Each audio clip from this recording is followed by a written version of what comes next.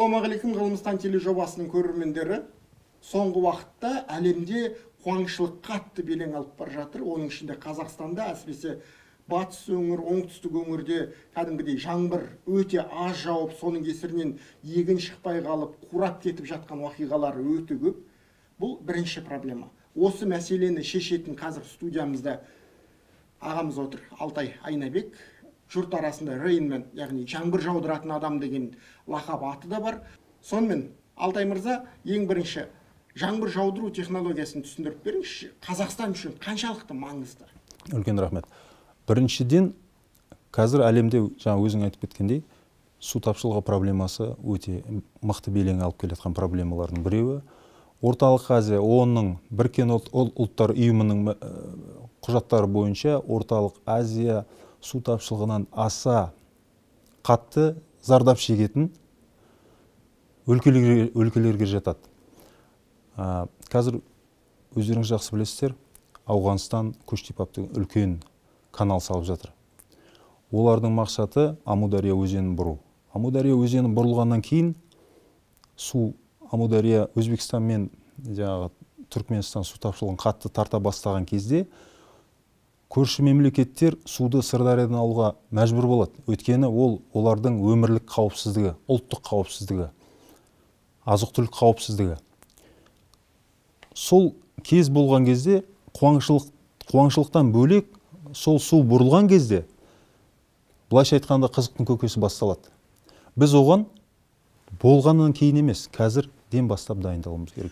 Екі облыста демонстрация ретінде жаңбыр жаудырғаныңызды білеміз, қай облыстар және қалай болды нәтиже?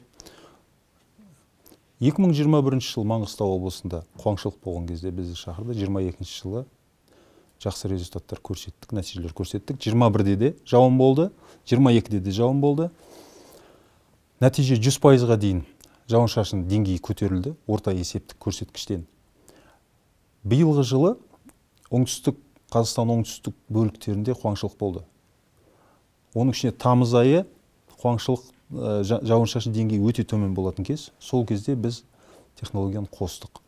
Технологияны қосып 669%-ға жауын-шашын деңгейін көтергені тіркелді Қазгидрометтің мағлұматы бойынша. Енді ол көршілес облыстарға да әсер етеді, өйткені қатып қалған стационарлығы ешнәрсе жоқ, атмосферада ол жылжып отырады. Бұл өте керемет көрсеткіш. Біз әлемдегі компаниялардың барлығын білеміз. Жауын-шашын деңгейін жоғарылатумен айналысатын, бірақ ешқайсысы ондай керемет көрсеткіш көрсете алмайды. Аридтік аймақтарда жұмыс істей алмайды. Қазірдің өзінде оңтүстік Қазақстан деген көкпеңбек болып тұр. То есть технология керемет әсер берді. Алтай мырза, сіздің жаңбыр жаудыратын технологияңыз қалай жұмыс істейді? Қарапайым тілде, қысқа нұсқа.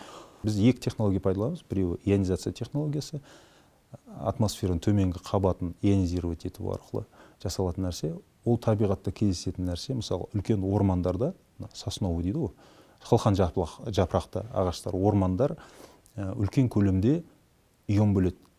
Сол жерлерге табиғи солай қалыптасқан жаңбыр көп жауады, сондай жерлерге. Біз сол затты ағаш жоқ жерлерде жасаймыз.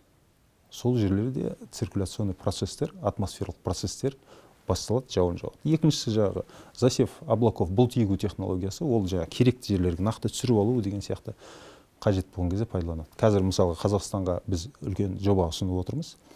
Ол бүкіл аридтік аймақтарды жауын-шашын деңгейін 30%-ға кем дегенде көтеру.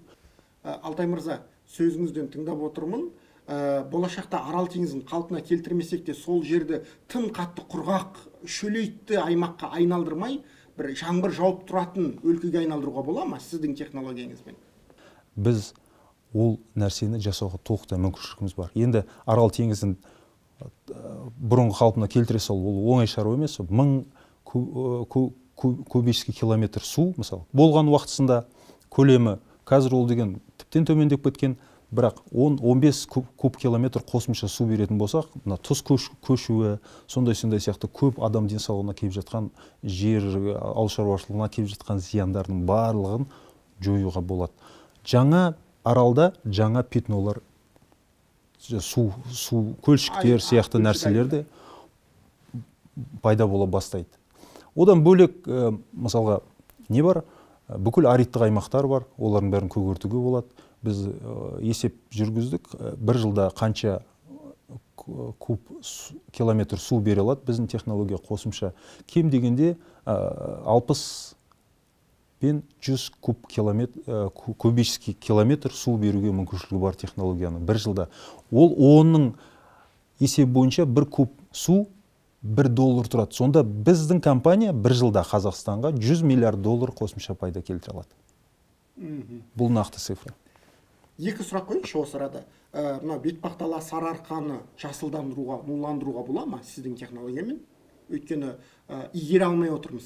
Шөлейт дала болғандықтан, Қазақстанның қақ ортасы. Және құны қанша? Президенттің тапсырмасы бар.